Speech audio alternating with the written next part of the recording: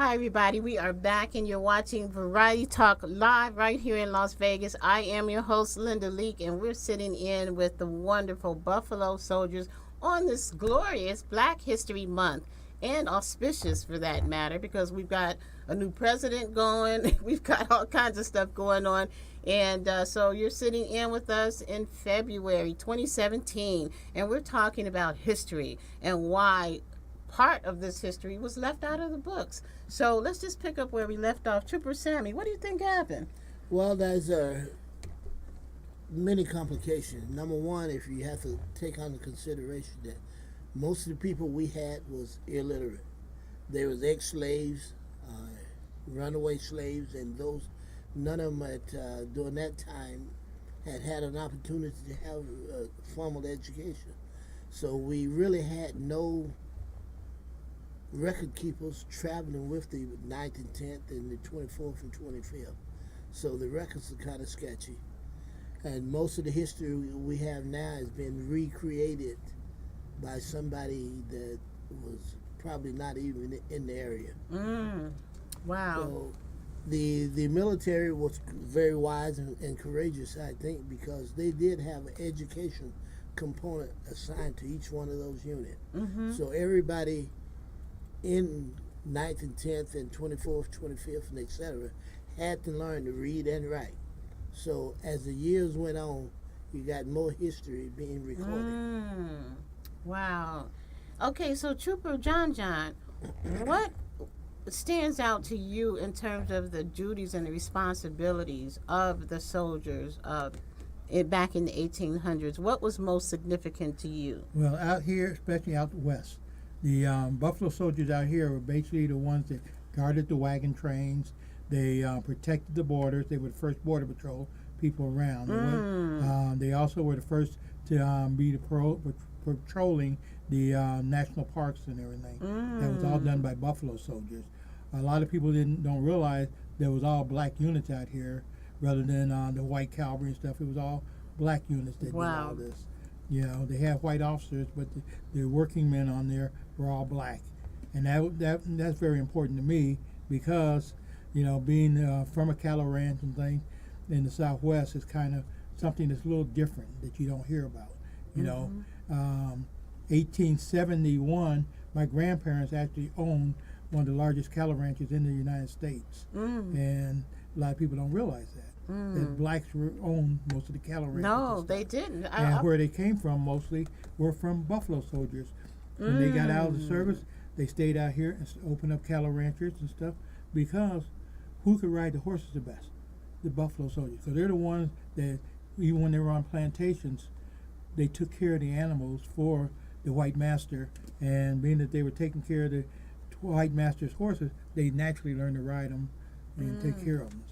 Amazing. See, I'm just learning that bit of history myself. You know, I just knew it was fascinating to me when we would see black cowboys, quote unquote, at the rodeos and things like that. I just thought that was fascinating.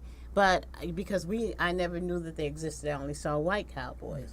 And so that's just pretty darn amazing. And look, I'm sorry, go ahead. There's another little tidbit about that is the name cowboy. Where did it originate from? From the black kid that was taking care of the master's horse. They call him boy. So each one of them, whatever they did, they called them cowboys and whatever. But that's how the name evolved. Wow. From African American kids, little black kids taking care of the master's horses. Wow, amazing. See, I love it. We get all this history right here on Variety Talk. This is so great. So, Trooper Eason, you're quiet over there. What do you? Well, you know what? Your humility is profound. It's very loud, and I can't say enough about watching you over the past year that I've known all of you in the 2 years, and seeing how you're the quiet storm, and you're quiet, but you're just very poised in all of the wonderful work that you have done for the troopers and with the troopers. What made you want to become a soldier? Actually, I got drafted, and went to Vietnam. And when I came back. You know, I seen Sam and them, Trooper Armstrong and them, and I said, well, hey, I want part of this. You know, I want to carry on the legacy, the history. You know, I want a part of it. You know? Beautiful. And that's the other thing, too. All of you share that in common, where most of you are soldiers. I mean, many have served in the Air Force, the Army, and Vietnam, for heaven's sakes. You talk about real combat. Oh, yeah. So Both of these guys served in Vietnam. it's amazing. I mean, and also Trooper Mitchell was telling me he's been in Vietnam. So I can't think of anybody better to represent real soldiers than real soldiers. So, oh my goodness, all I want to just say is congratulations to you for the work that you're doing.